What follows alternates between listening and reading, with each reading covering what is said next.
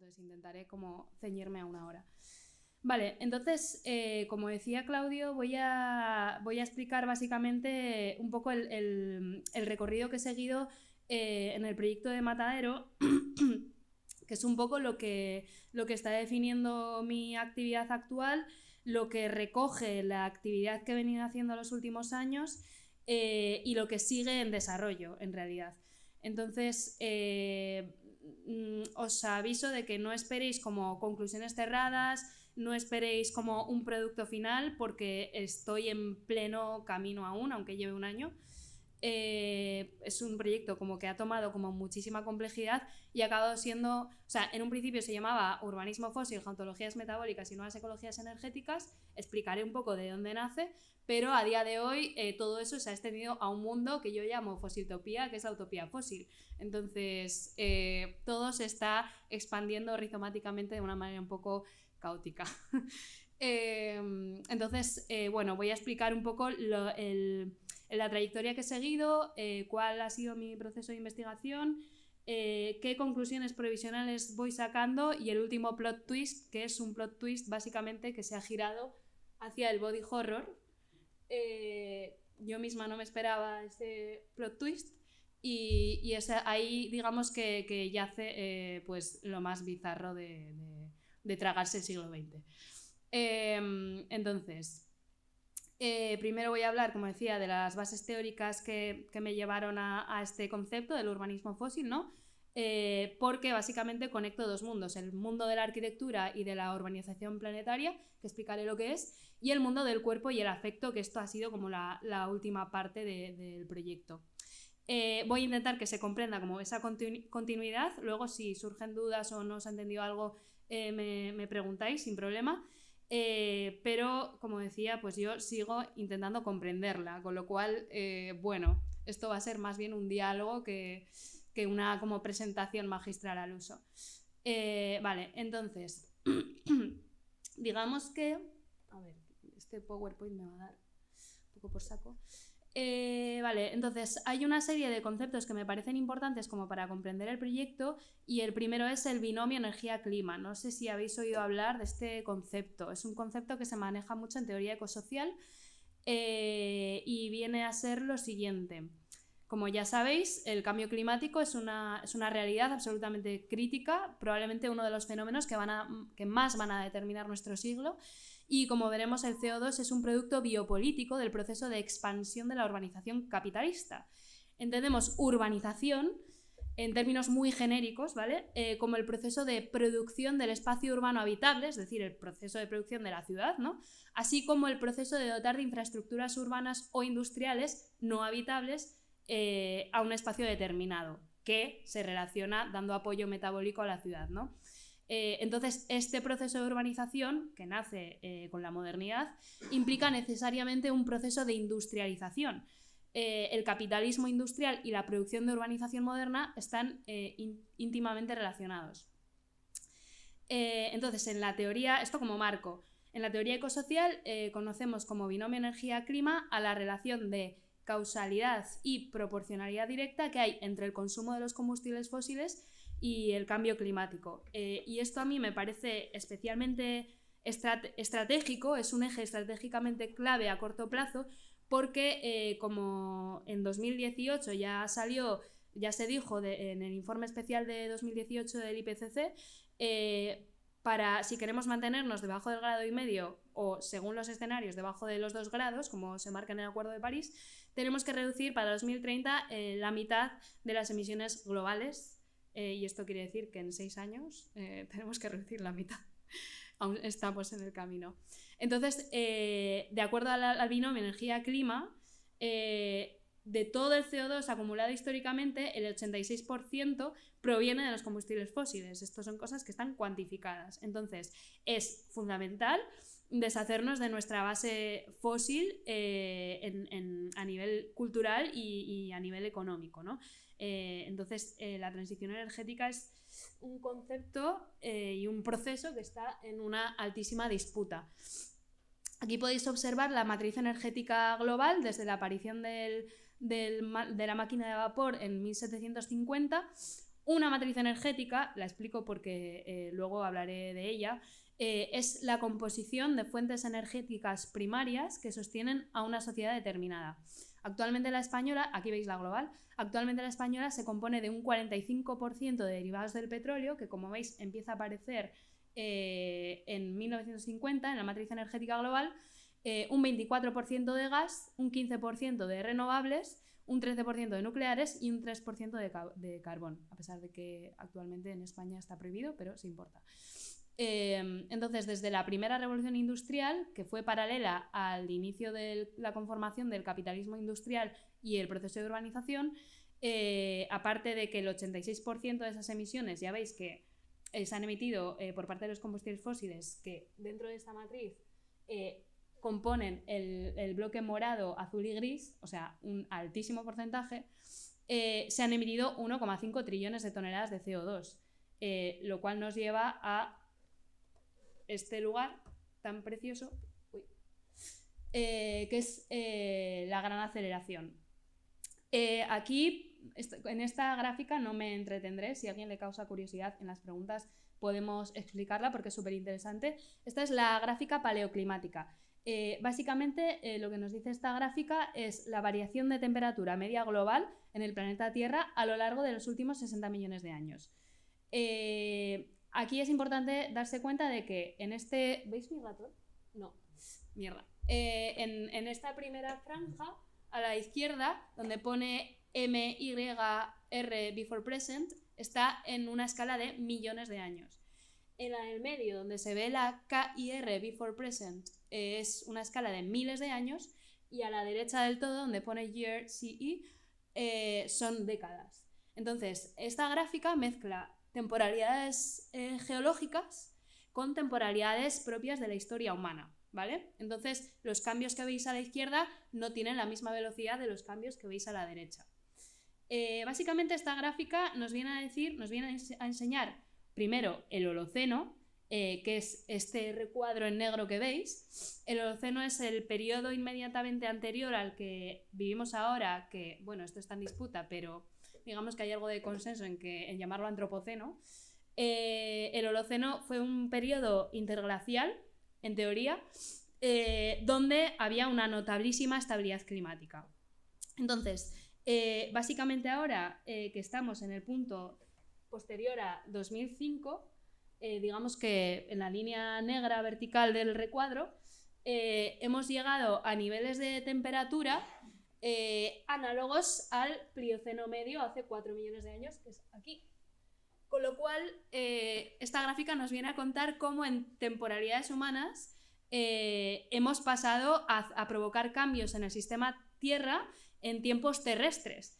Y a este cruce de temporalidades y de casi disciplinas, ¿no? La geología y la historia, le llamamos geohistoria. Este proceso que vemos en los últimos años, que empieza a ocurrir desde 1750, pero que se va intensificando progresivamente, se le conoce como la gran aceleración, que es esto de aquí. La gran aceleración es el evento que hay detrás de esa subida tan rotunda en la temperatura media global, y es que en la historia del metabolismo de las sociedades este evento fue clave. Básicamente consistió en un proceso de acumulación y aumento exponencial de diferentes indicadores socioeconómicos y terrestres asociados a la urbanización, al proceso de urbanización, al consumo y a las emisiones globales. Este estudio, bueno, lo citaba aquí, si alguien quiere puedo pasaros las referencias de los estudios, pero veis como, por ejemplo, la población urbana en la zona roja, que son los indicadores socioeconómicos, la población aumenta exponencialmente y especialmente a partir de 1950, que es cuando se expande el petróleo como fuente primaria, como fuente energética primaria. Debajo, por ejemplo, veis cómo asciende también de forma paralela la población urbana, y bueno, podéis como meteros en detalle a cada uno de los indicadores, pero básicamente la conclusión es que hay una correlación casi directa entre los indicadores socioeconómicos y, por otro lado, los indicadores terrestres, es decir, hay una correlación entre el impacto geológico y el impacto del sistema económico que, por cierto, este estudio se restringe al área de los países de la OCDE, al norte global. Es bastante interesante este estudio. Entonces, es muy importante tener en cuenta este episodio porque básicamente es el momento en el que se empieza a producir cambio climático como producto biopolítico, ¿no? Entonces, considero que... Bueno, esto es un vídeo simplemente por hacer la gracia, ¿eh? Pero no sé si... Uy, no se ve. A ver. Esto me va a dar problemas con los vídeos. Sin más, para que se vea lo bonito que es un motor de combustión interna. Hay dos momentos clave en el cambio y acumulación de la matriz que os comentaba que, digamos, fundamentan la base de la industrialización moderna. El primero es la sustitución que hubo del carbón vegetal por parte del carbón mineral y la expansión de su consumo. Esto ocurre en el siglo XVIII-XIX. Y además el consumo de carbón de un país venía a identificar su nivel de industrialización. O sea, esta era la correlación. Y en segundo lugar, un segundo evento es la introducción del motor de combustión interna, que lo habéis visto aquí, y el motor eléctrico. Básicamente, la introducción y la expansión de estos dos elementos lleva a que el petróleo se expandiese como fuente energética primaria. Y en segundo lugar, es que el PowerPoint me da problemitas. Vale, y en segundo lugar, que el petróleo se expandiese como fuente energética primaria y también la electricidad, porque muchos de esos motores eran eléctricos. Entonces, básicamente, la hipótesis, seguimos en las bases teóricas. La hipótesis que yo manejo para plantear el proyecto es que esa gran aceleración, que ya lo había adelantado un poco antes, esa gran aceleración, ese evento geológico, geohistórico, es un proceso de urbanización planetaria. No lo digo yo, lo dice el Urban Lab de Neil Brenner, lo dicen numerosos geógrafos, es una teoría, forma parte de la teoría crítica urbana, y básicamente lo que viene a decir es que hemos expandido las ciudades a nivel global. Hay una geografía global planetaria organizada en función de la urbanización, ¿no? Esto básicamente pues, ha cambiado las dinámicas de los metabolismos globales y las ciudades se han convertido en un impulsor del cambio climático fundamental, ¿no?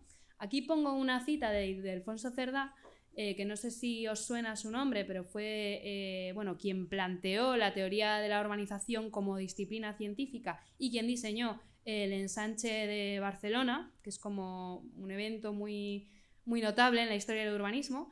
Y él mismo empezaba su teoría general de la urbanización, que es su obra magna, con esta cita, inspirándose en la máquina de vapor.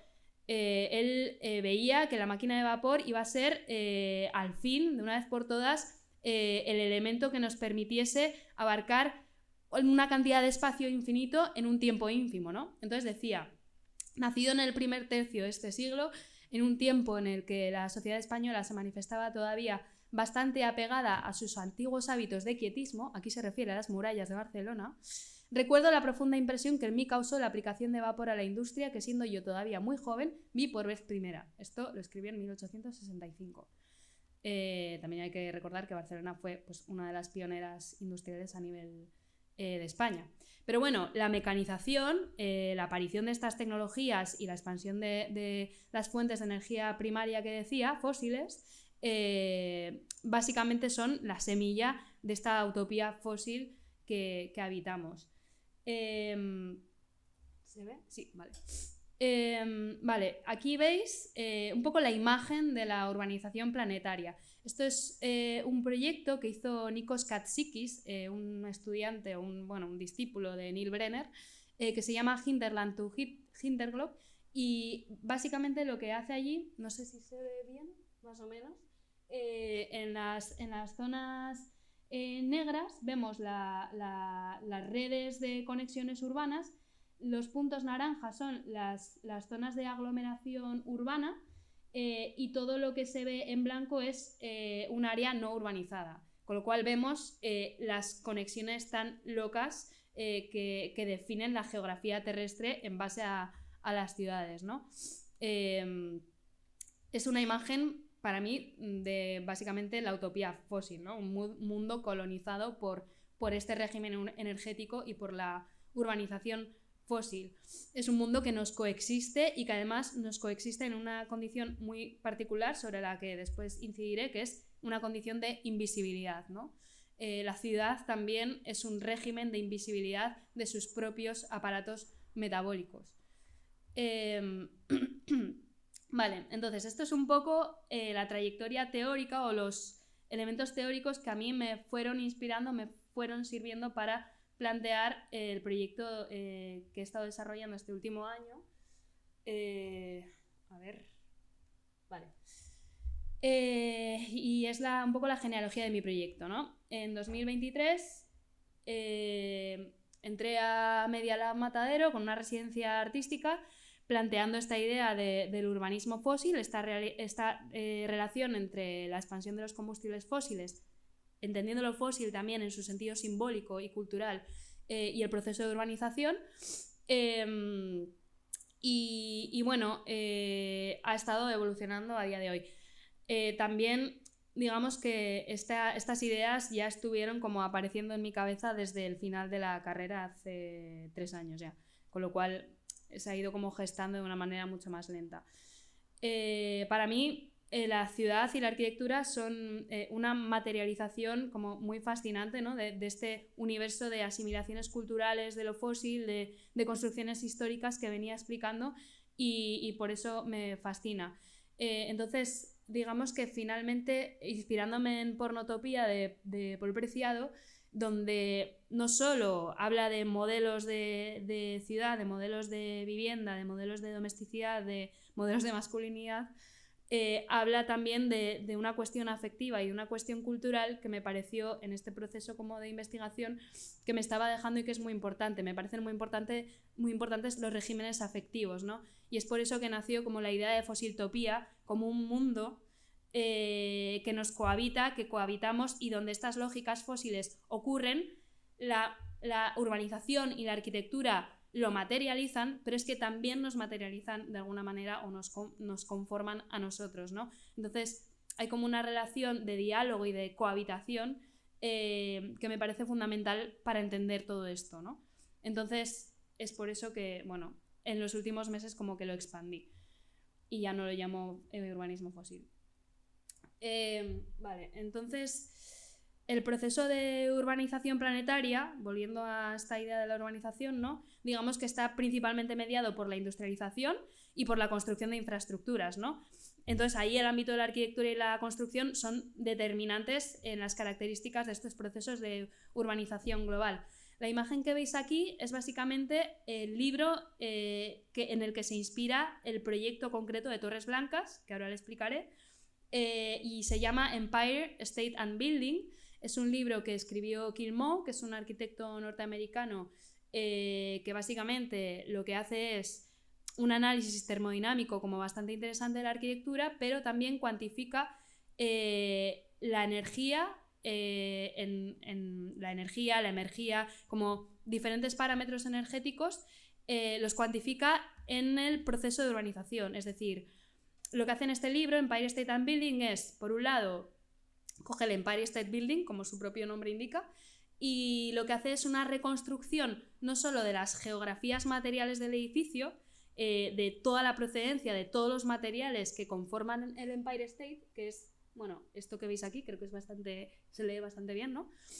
Sino que se va al siglo XIX, investiga históricamente esa parcela, hace una genealogía de la parcela y ve qué fue ocurriendo a lo largo de los años en cada etapa histórica del capitalismo industrial y de las diferentes etapas de la urbanización.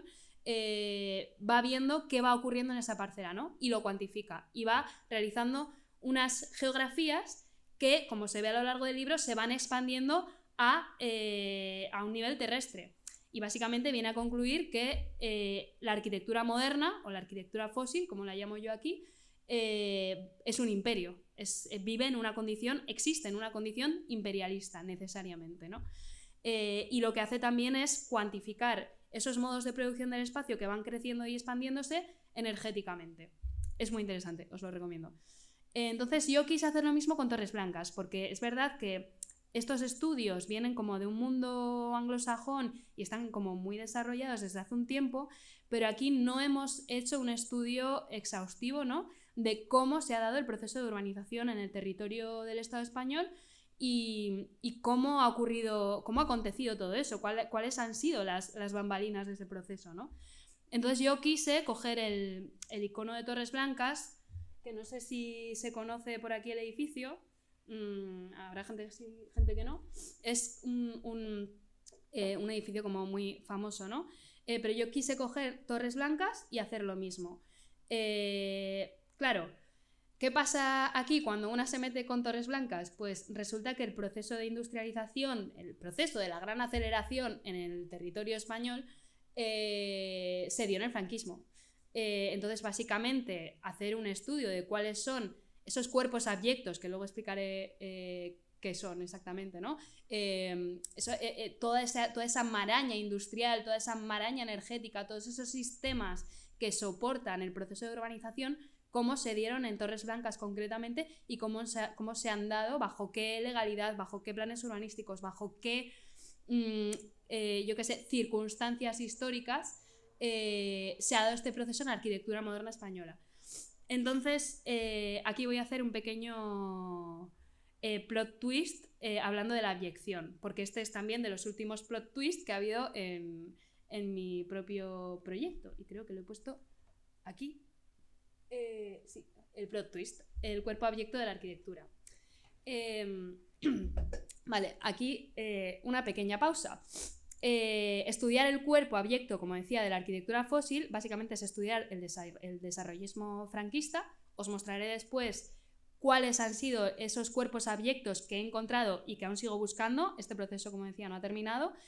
Pero entiendo por abyección una ruptura del cuerpo en cuanto continente del ser.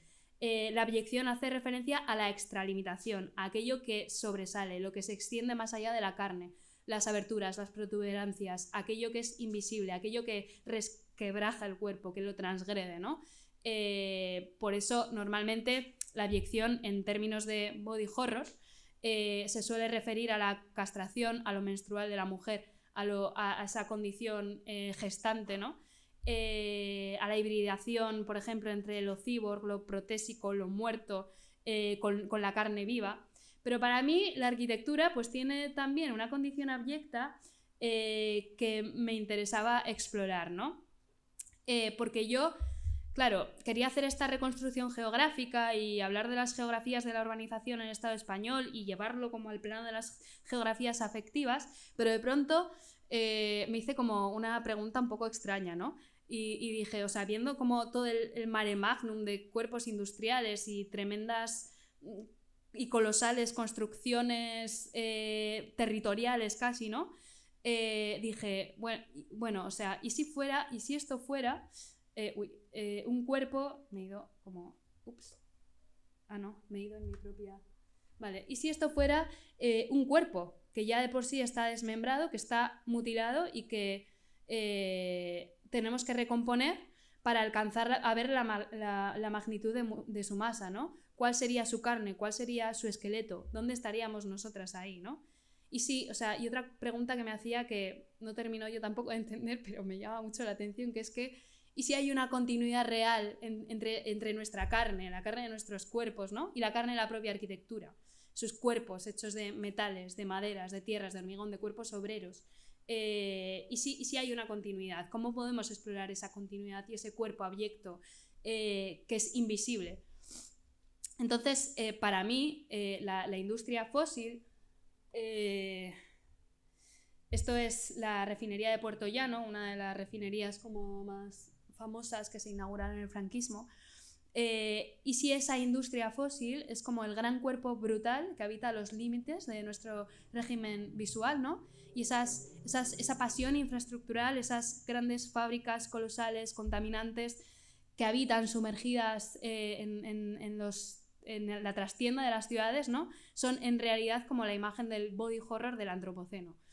Y es un cuerpo con el que aún no hemos dialogado, ¿no? Son como nuestros monstruos modernos. Entonces, bueno, aquí como quería ir mostrando algunas de las imágenes que se me iban apareciendo en este proceso de búsqueda. Esto, por ejemplo, es la antigua cementera de Valderrivas, en la cual se hizo el cemento Portland que compone Torres Blancas, y aquí encontramos Videodrome, porque para mí es como una referencia de John Cronenberg, una referencia importante en estos últimos tiempos, ¿no? Porque él, de alguna manera, atisbó, ¿no?, ese mundo monstruoso que nos convive en la vida cotidiana, en su caso mediada por pantallas, por aparatos que parecen tener vida propia, pero para mí como la gran infraestructura, el gran monstruo es aquello que les materna y les da la vida, ¿no?, que es la industria fósil. O sea, para mí esa es la madre de todas las monstruosidades. Entonces, todo esto está derivando a esos paisajes operacionales como un cuerpo oculto con el que quiero hablar. Entonces, vale, ¿cuál viene después? Vale, aquí... Bueno, aquí he puesto un vídeo de una presentación que hice en Matadero, que no tiene tampoco demasiado, era simplemente por la gracia de ponerlo, pero aquí se ven como esas cosas fantasmales, esos atisbos que empiezan a aparecer, ¿no?, esas imágenes que empezamos a ver, que están detrás de las ciudades y que tienen que ver con todo ese pasado obrero, ese pasado industrial relacionado con el que, en el que se construyó esta utopía fósil que habitamos, ¿no? Entonces, como decía, pues una de las derivas del proyecto al final es reconstruir una historia bastarda de la arquitectura, una historia abyecta, ¿no?, y mostrar todos esos cuerpos ocultos no considerados por la historia que también son arquitectura, que son las minas, como decía, las máquinas, los obreros, las obreras, las madres de las familias proletarias, sus pechos, sus cuerpos, sus úteros, el petróleo, el fuel oil, los hornos de clinker, el ferrocarril, y un larguísimo etcétera, ¿no? Es un cuerpo que aún ni siquiera yo como alcanzo a ver. Entonces, concebir esta mirada de la arquitectura, esta mirada de las infraestructuras, ese cuerpo oculto, para mí es básicamente cambiar el paradigma desde el cual estamos mirando la arquitectura y desde el cual jamás se ha mirado en una escuela de arquitectura, porque a mí me suspenderían con este proyecto probablemente. Pero para mí la arquitectura no es un objeto, no es un edificio, no es un monumento, sino que para mí la arquitectura es un diálogo complejo. O sea, no es solo el sabio juego de los volúmenes bajo la luz que decía Le Corbusier, ¿no?, ni una mera forma que materializa una estética perteneciente a una cultura arquitectónica determinada, sino que el edificio para mí es la punta de un iceberg que abarca procesos industriales muy heterogéneos y un circuito extractivo complejo, geohistórico, transnacional, procesos políticos, ecológicos, legales, ese cuerpo abyecto que estoy como tratando de construir, ¿no? Entonces, al final, este sistema de sistemas, de alguna manera, está en última instancia siempre permanentemente maternado por una matriz fósil que tenemos que destruir. Entonces, bueno, a ver, voy a pasar el vídeo. ¿Se ha parado? Ay. Bueno, se ha parado, perdón. Yéndome a Torres Blancas, como decía, es el caso de estudio que yo tomo para a partir de él indagar en esta historia, en este cuerpo. Es un edificio que lo veis aquí encuadrado aquí, es este de aquí, está en Avenida América, en Madrid. Y bueno, aquí veis la planta. Torres Blancas es un edificio que se comenzó a proyectar en 1961 y se terminó de construir aparentemente en 1969, pero la licencia la obtuvo en 1973 o 1974, hay como varias fechas, y fue un encargo que realizó el mecenas Juan Huarte, un famoso constructor, hijo de Félix Huarte. Luego hablaré de Huarte y Cía, que es la constructora de Torres Blancas, también constructora del Valle de los Caídos, por cierto. Se lo encargaron a Francisco Javier Sáenz de Oiza, y fue en un principio una indagación sobre la vivienda moderna, que esto es algo que se hacía mucho en aquel momento, ¿no? Vale. Las Torres Blancas son como un icono del brutalismo madrileño. Es un edificio, residencial de 21 plantas, que básicamente lo que buscaba era ver cómo podía darse una casa-jardín en altura, ¿no? Haciendo compatible pues, la vivienda en altura con la ciudad. La torre es muy destacable por su hormigón visto, la podéis ver aquí, y por sus formas orgánicas, ¿no? Sáenz de Oiza se inspiró mucho en la Torre Price de Frank Lloyd Wright. Y bueno, no me quiero meter demasiado al edificio porque no me da tiempo sino hablar del resto, ¿no? Pero bueno, si luego tenéis dudas, pues podemos hablar de él largo y tendido, la verdad. Entonces, para embarcarme yo en este proceso de búsqueda de ese cuerpo abyecto, de esa también economía política del edificio, de esas geografías materiales, comencé por la propia empresa Huarte. Bueno, y por el Colegio de Arquitectos, obviamente, para ver los visados, la documentación, los planos entregados. Aquí tenéis como la portada del proyecto que custodia el Colegio de Arquitectos. Pero dije, bueno, voy a hablar con Huarte, a ver qué me dicen. Huarte es una empresa que fundó Félix Huarte, un señor profundamente ligado a Pamplona, a Navarra. Fue presidente de la Diputación de Navarra y era una persona muy cercana a la Falange y a Franco. Actualmente el grupo Huarte se llama OHL. Se juntó con Obrascon y Lain, que eran las otras grandes constructoras del momento, y actualmente es una multinacional que se dedica a hacer obra civil pues, por todo el mundo. Tienen bastante dinero y actualmente su sede está en Torre Emperador, en la Castellana, en Madrid. Entonces yo contacté con el archivero, que es un señor que lleva 30 años ahí trabajando, ha sobrevivido a varios cambios de dirección y se conoce el archivo de forma bastante profunda. Y básicamente lo que conserva actualmente el Grupo Huarte de Torres Blancas es un conjunto del orden de 700 negativos que se hicieron del proceso de construcción de la torre, la mayor parte de ellos sin positivar, sin revelar, es decir, nadie los ha visto, los tengo yo en mi casa y los estoy positivando, llevo como 200, ahora os enseñaré un vídeo que hice para Matadero con los negativos, y aparte de eso no se conserva absolutamente nada. Entonces, bueno, tuve que meterme a indagar en tesis doctorales, en la reglamentación franquista, en buscar informantes clave que formaron parte del proceso de construcción de la torre. Entonces, a partir de aquí como que saqué algunas conclusiones, ¿no? Por un lado, el grupo Huarte era un grupo que no solo era una constructora, que se inició en 1927 llamándose Huarte y Cía, pero después pues hizo algo que ocurrió como en el momento con las grandes industrias, ¿no? Que era la concentración vertical, que se llama, ¿no? Básicamente empezar a abarcar otros procesos, otras fases del proceso productivo, como pues la producción de perfiles metálicos, la construcción de máquinas de construcción, valga la redundancia, incluso se metieron al sector bodeguero, al sector papelero, tenían más de 80 filiales en España.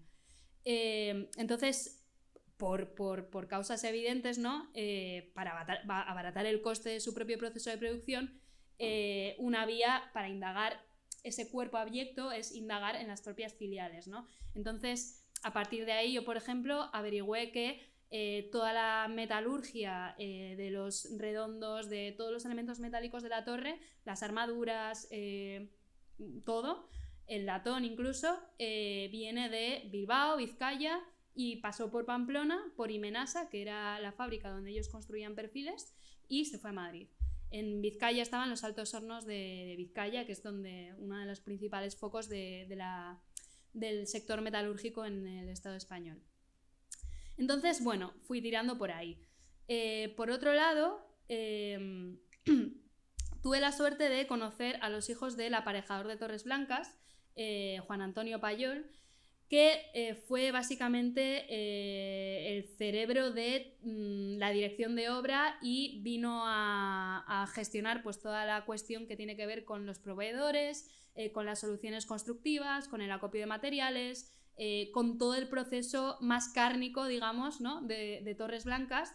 Y su hijo mayor es arquitecto y tuve la suerte de que tiene muy buena memoria y formó parte del proceso de la construcción de la torre desde pequeñito y luego trabajó muchos años con él, con lo cual conoce perfectamente todos los detalles y anécdotas de la torre. A partir de ellos, por ejemplo, averigüé que si veis la torre, a ver, esto como anécdotas que son como bastante curiosas, si veis la torre, claro, veis que todo esto es un plano curvo muy difícil de encofrar. O sea, los edificios de hormigón armado en aquel momento se encofraban sobre madera y para hacer encofrados curvos no había una tecnología y un saber artesanal en Madrid. Entonces a este señor se le ocurrió pensar en los astilleros, en los constructores de barcos, que eran los que sabían curvar la madera. Entonces hubo un desplazamiento de población gallega que contrató Huarte para que construyeran los encofrados de Torres Blancas. También la madera de los encofrados es pino gallego. Las pinturas, por ejemplo, que era una empresa con la que trabajaba normalmente Huarte, eran Pinturas Wenceslao, que es como una fábrica de pinturas histórica de Madrid. Los ladrillos eran ladrillos toledanos y bueno, en base a esas indagaciones fui averiguando pequeños detalles de todas esas geografías y esos cuerpos que han formado parte del cuerpo de la torre. Y en último lugar, el cemento me interesaba especialmente, ¿no? Porque el cemento tiene como una condición que es una condición de estar genéricamente en todas las partes. O sea, todo se ha construido con cemento. Entonces me interesaba muchísimo saber cómo se conformó la industria cementera en España. Aquí, antes de que se me pase, tenéis como algunos de los negativos que fui positivando del proceso de construcción de la torre. Hay muchísimos, o sea, es que es absolutamente ingente. Vale, esto es el vídeo, uno de los vídeos que monté para Matadero, donde, bueno, voy poniendo como todo el proceso de construcción de la torre. Lo dejo ahí y luego sigo pasando diapositivas. Es bastante largo, dura como 16. Ah, se para solo. Jo. Ay, sigue, vale. Vale, entonces, el cemento, vale. La procedencia del cemento, claro, yo dije, ¿cómo narices averiguo yo de dónde venía el cemento? Ya tenía pistas, ¿no? Porque Morata de Tajuña, que es, luego os enseñaré una imagen, es como un municipio que está a 40 kilómetros al sur de Madrid. Es como el lugar donde estaba la antigua cementera, que creo que se instaló ahí en 1927, Cementos Portland Valderrivas. Y por cercanía, por lógica económica, ¿no? Lo lógico sería que el cemento viniera de ahí. Pero bueno, yo quería tener pruebas, una comprobación seria, ¿no? De que eso era así. Entonces fui empezando a leer reglamentación franquista. Resulta que el desarrollismo y el Estado franquista era un Estado que era muy regulacionista, muy intervencionista. Entonces intervenía en los mercados, regulaba, distribuía los mercados en función de las localizaciones de las industrias, regulaba los precios. Había como una regulación muy alta del desarrollo industrial en España. Entonces, el cemento tenía una condición muy especial y es que era un bien de interés nacional. Desde finales de la Guerra Civil se creó la Delegación del Gobierno de la Industria del Cemento para orquestar el proceso de urbanización y la construcción del Estado franquista a nivel territorial, ¿no? Posteriormente, en 1948, se creó la Dirección General de Industrias de la Construcción y desde ahí se siguió orquestando cómo se desarrollaría la industria del cemento en España. La industria del cemento en España, si veis, aquí no he traído una imagen, pero si veis dónde están localizadas las fábricas, veréis que aproximadamente hay una por cada comunidad autónoma. Esto se debe a que la Delegación del Gobierno para la Ordenación de la Construcción, el General de Industrias de la Construcción del Ministerio de Industria, estableció unas zonas de influencia para cada fábrica de cemento Portland, con lo cual el ferrocarril que se construyó siguiendo esas lógicas, esas ordenaciones y las fábricas de cemento estaban como muy conectados entre sí. Y básicamente a Madrid le correspondía la cuenca de Morata de Tajuña y la fábrica de cementos Portland en Valderrivas. Entonces, esto es como fui averiguando, por ejemplo, pues el origen del cemento. Y bueno, he llegado hasta aquí en cuanto a la búsqueda de ese cuerpo que estoy aún construyendo, ¿no? Pero uno de los aprendizajes que quizás podría extraer de ahí es pues que el régimen franquista, en el caso español, ¿no?, fue un agente urbanizador y estructurador del territorio fundamental cuya herencia aún estamos viviendo, especialmente en materia de vivienda, ¿no? Los planes urbanísticos heredados y las directrices de crecimiento urbano siguen a día de hoy presentes y estuvieron sostenidas de forma completamente planificada sobre una industria cementera presente en todas las regiones, ¿no? Y Torres Blancas es una hija de todo eso.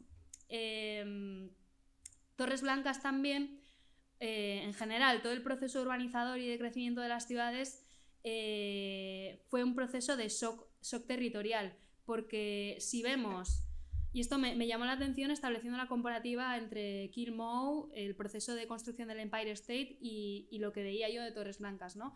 Cuando Kill Moe coge y se va al siglo XIX y se va a la granja del tío Sam, creo que se llamaba, y va analizando desde el momento en el que había una granja hasta el momento en el que después vino el Hotel Waldorf Astoria, hasta que después vino como un crecimiento de vivienda y después ya vino el pirulí del Empire State, hay un proceso de cambio del territorio que sí que va obedeciendo a momentos de la ciudad, a momentos económicos determinados. Pero si nos vamos, y lo siento porque no he tenido tiempo de ponerlo, pero vamos, os lo confirmo, si nos vamos a qué había antes de Torres Blancas, ahí había campo. O sea, ahí no había absolutamente nada. De pronto, en cuestión de 20 años, menos incluso, se pasó de un lugar donde probablemente pastaban las ovejas a un territorio completamente urbanizado. No digamos consolidado, como la ciudad, o sea, como el área de una Avenida América que hay ahí, pero sí, de pronto empezaron a aparecer de la nada bloques de hormigón mastodónticos que tuvieron que habitarse. Entonces, el proceso de urbanización fue un proceso rápido y eso, que trajo un shock, ¿no?, territorial. Entonces, ya para ir terminando, me quedan 10 minutos. Paso la diapo, no sé si se ha parado. Bueno, básicamente tengo como bastantes detalles y fases del proceso de construcción de Torres Blancas y bueno, lo voy pasando un poco rápido para que podáis ver algunas. Y finalmente, en este vídeo era la presentación del proyecto de Matadero, la hice en septiembre. Este vídeo, al final, lo que quería era llevar la carne al hormigón, ¿no? Fuimos a grabar a Torres Blancas. Una de las partes finales del proyecto, que aún no he llegado ahí, pero llegaré en algún momento, es una película, con lo cual estoy rodando en Torres Blancas, estoy rodando como en todos los espacios de ese cuerpo abyecto. Y os voy a enseñar la parte final, que es como mi favorita. Esto es de la vez que fuimos a rodar a Torres Blancas, estuvimos rodando también dentro. Este es el conserje que nos echó. Pero bueno, dentro lo rodamos porque tengo contactitos.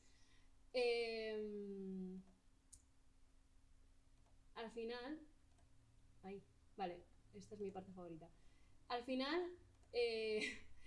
la idea era, o sea, tenemos como grabaciones del recorrido por el interior del edificio. El interior del edificio es un espacio que para mí es un intestino. Esto ya son mis pajas mentales, pero es que es un intestino, de verdad. Entonces yo no paraba de ver ahí gastroscopias, ¿vale? Entonces tenía que aparecer una gastroscopia necesariamente. Y la fabricación del hormigón. O sea, hay como una especie de paralelismo entre todas esas imágenes que me sigue cautivando y fascinando. Y que acabará en alguna película un poco extraña. Vale, entonces, bueno, he acabado en esta cosa de tragarse el siglo XX de alguna manera, porque... vale, ya está. Voy ver si puedo pasar. Este era Félix Ugarte.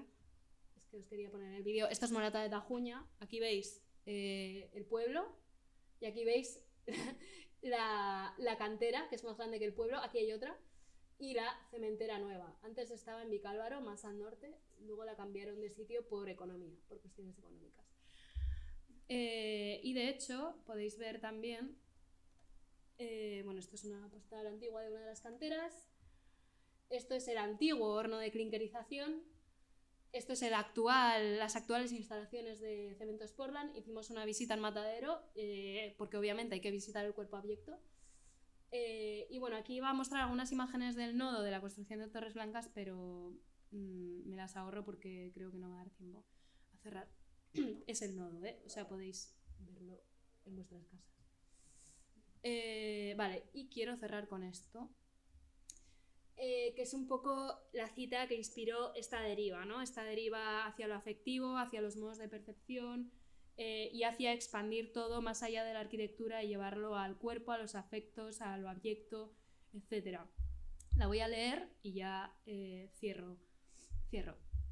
Esto es un libro, por cierto, que os lo recomiendo también si os interesa esta relación entre la cultura y los combustibles fósiles, que básicamente lo que hace es trazar una genealogía de la cultura del sueño americano y su relación con la expansión de la industria petrolera en Estados Unidos.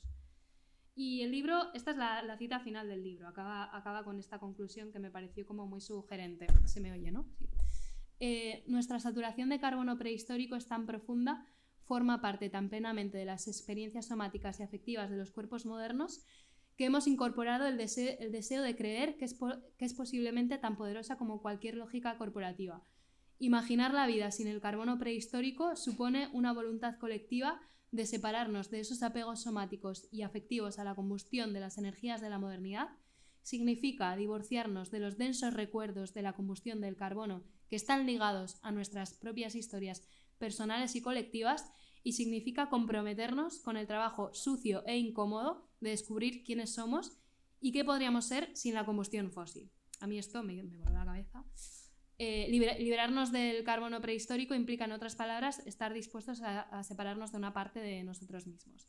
O sea, para mí, esta es una de las tareas fundamentales que deberíamos asumir en los espacios de producción cultural, de producción estética, y creo que no estamos haciendo lo suficiente y con la suficiente fuerza, ¿no? Entonces, bueno, esto inspiró como esta deriva, ¿no? Para mí, un poco esta historia de tragarse el siglo XX es una forma de expresar un shock, el shock territorial que vivimos en aquel momento, ¿no? O que vivieron nuestros antepasados, nuestras familias, pero también un proceso, una historia de disciplinamiento del cuerpo que empezó a acontecer desde la modernidad, desde el fordismo hasta la construcción del deseo consumista, que sí que hemos somatizado y que sí que hemos construido a día de hoy, ¿no? Tenemos esa experiencia, esa memoria del cuerpo asociado a lo que permite un mundo fósil, que es velocidad, que es energía barata, que es una producción brutal, ¿no?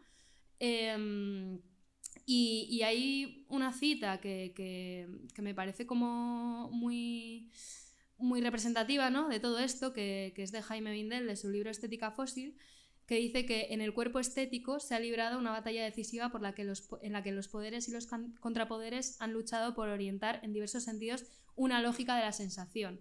Esa lógica de la sensación ha estado en disputa desde la aparición de la utopía fósil, y creo que en la arquitectura también se materializa.